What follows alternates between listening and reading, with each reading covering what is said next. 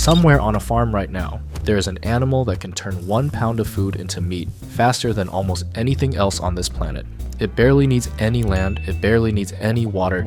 It can have a litter of babies every single month, sometimes more than once a month, and each of those babies can start having babies of their own within just a few months after that. On paper, this animal should be sitting on every dinner plate in the world. It should be cheaper than chicken, it should be everywhere, but it is not. In fact, most people alive right now have never eaten it, and a lot of them would probably feel a little weird if you put it in front of them. That animal is the rabbit, and the story of why we stopped eating one of the most efficient meats on Earth is stranger, older, and way more chaotic than you would ever guess. Let's start with the numbers, because the numbers are honestly kind of insane. Scientists measure how good an animal is at turning food into meat using something called a feed conversion ratio.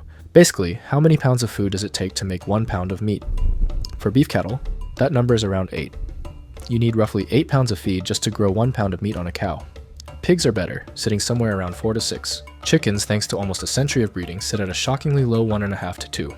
And rabbits sit at around 3. That puts them ahead of cows by a mile, roughly tied with pigs, and only slightly behind modern chickens, which are honestly one of the most souped up meat animals humans have ever created. Rabbits also need way less land than cattle, way less water, and they do not need giant open pastures. You could raise a small colony of rabbits in your backyard right now, and legally never touch a supermarket meat aisle again. And then there is the breeding speed, which is where this whole story gets a little ridiculous. In 1859, a wealthy landowner in Australia named Thomas Austin had a batch of 24 wild rabbits shipped over from England because he wanted something to hunt for fun on his estate. He let them loose on Christmas Day. Within 3 years, those 24 rabbits had already multiplied into the thousands. Within 50 years, the descendants of that one shipment had spread across almost the entire continent of Australia, taking over land 13 times bigger than the size of Britain, faster than any other mammal introduced anywhere in human history. Today, scientists estimate there are still somewhere around 200 million wild rabbits across Australia, all traced back genetically to that one Christmas gift. Australia had to build a rabbit-proof fence over 1,000 miles long just to try to slow them down. It barely worked. That is how fast this animal reproduces when nothing is stopping it. So if rabbits are cheap, easy to raise, and multiply out of control if you let them, why on earth did humans not turn this into the #1 meat on the planet? To answer that, we actually have to go back in time, because for a huge chunk of history, people absolutely did eat rabbit, constantly. And one part of that history involves one of the strangest food myths ever passed down through the centuries. Ancient Romans loved rabbit meat, and they had a very specific, very unusual favorite version of it. They would eat unborn rabbit fetuses called lorises, treated as a fancy treat at Roman dinner tables. For a long time, historians believe that centuries later, around the year 600, the Pope himself said that these baby rabbit fetuses technically counted as fish instead of meat, because they were surrounded by fluid in the womb, kind of like a fish in water. According to the legend, this ruling meant monks were allowed to eat them during Lent when eating regular meat was forbidden. So the story goes that monks all across France started breeding rabbits inside their monastery walls, specifically to have a steady fish loophole snack, and that this breeding program is literally how wild rabbits became tame animals in the first place. It is a fantastic story. There is just one small problem with it. Researchers who actually dug through the original historical documents in 2018 discovered the entire thing was based on a mix-up.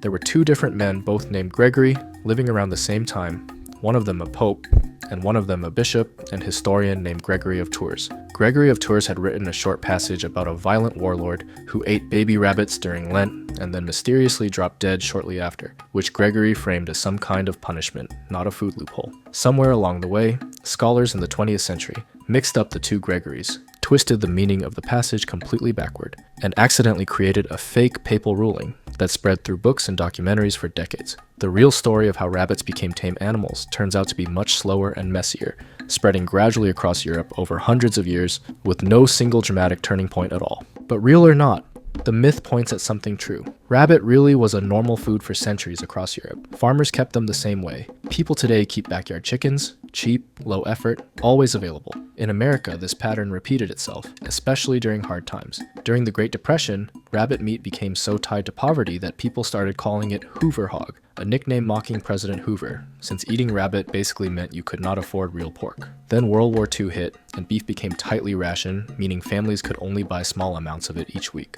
The United States government actually launched an official campaign encouraging American families to eat more rabbit instead, releasing recipes and pushing it as a patriotic alternative to beef. For a brief moment, rabbit meat was treated almost like a national duty.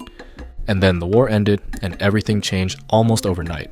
Because right around that exact same time, the American chicken industry went through a massive transformation. Farmers began breeding chickens specifically for meat production on a scale nobody had ever attempted before, packing them into massive operations, dialing in their diets, and shrinking their feed conversion ratio down to numbers that made rabbit farming look slow and expensive by comparison. Chicken prices dropped fast. Chicken became available everywhere, in every grocery store, in every restaurant, cooked 100 different ways. Rabbit farming, which had always stayed small and local, simply could not compete with an industry that had scaled itself into a national machine almost overnight. Once that window closed, it never really reopened. On top of that, something else was happening at the exact same time that made a comeback even harder. As American families moved into suburbs after the war, more and more kids started keeping rabbits as pets instead of livestock. Cartoons and children's books leaned hard into rabbits as cute, gentle, harmless characters, from Peter Rabbit to Bugs Bunny to the Easter Bunny itself. Within a single generation, the same animal that used to sit in a stew pot had become the same animal sitting in a kid's bedroom in a cage. That emotional flip is incredibly hard to undo. Once an animal gets mentally filed away as a pet instead of food, most people feel genuinely uncomfortable crossing back over that line, even though the meat itself is lean, healthy, and packed with protein. And there is one more piece of the puzzle that keeps rabbit meat rare even today. In the United States, rabbits are technically not classified as livestock under federal law, which means they do not have to go through the same mandatory USDA inspection system that beef, pork, and chicken go through. That might sound like a small detail, but it has massive effects. Without that same national inspection system backing it, grocery stores and big meat companies have far less reason to build the huge supply chains that make other meats so cheap and available. Small rabbit farms stay small, prices stay high. Most people never even see rabbit meat sitting next to the chicken and beef at their local store. So they never get the chance to try it, which keeps demand low, which keeps the whole industry small, which keeps rabbit rare, feeding right back into itself in an endless loop. The numbers never stopped making sense. What changed was the story people told about this animal from dinner to pet in the space of one single generation. And once a culture decides what counts as normal to eat, that story can outlast even the best numbers in the world.